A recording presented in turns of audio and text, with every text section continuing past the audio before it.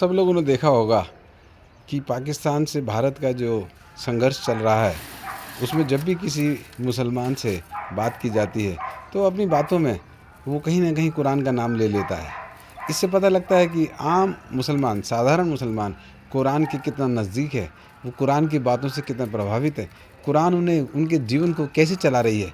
लेकिन दूसरी तरफ आप हिंदुओं की तरफ आ जाओ, कितने हिंदुओं से आप बात करते हो और कितने हिंदू महाभारत, गीता और रामायण और वेद की बात करते हैं। इससे ये पता लगता है कि हम हिंदू लोग अपने धर्म से, अपनी मर्यादाओं से, अपनी परंपराओं से, अपने पूर्वजों के श्रेष्ठ विचारों से हम कितना दूर हैं।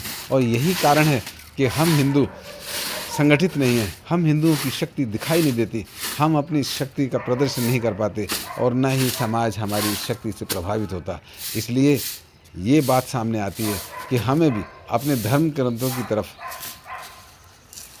तरफ जाना है, उनकी बातों को, उनके उपदेशों को अपने जीवन में धारण करना है, तभी हम एक मजबूत हिंदू समाज की स्थापना कर पाएंगे।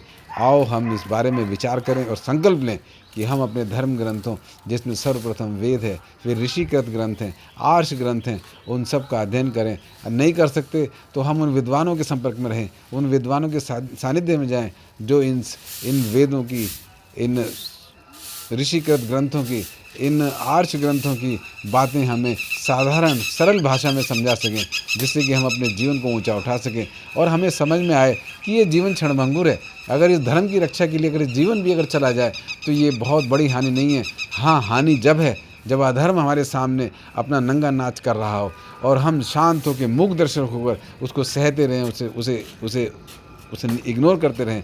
ये बहुत बड़ा अधर्म है। तो आओ हम इस धर्म के मर्म को जानें, हम इस जीवन को समझें, हम उस परमपिता परमात्मा को, जिसने हमें ये सृष्टि बना के दी है, जिसने हमें जीवन दिया है, जिसने हमें ये शरीर दिया है, हमें जीवन जीने के साधन दिए हैं, उसकी बातों की तरफ ध्यान दें और अपने जीवन को ऊंचाइयों की तरफ उठाएं। धन्यवाद।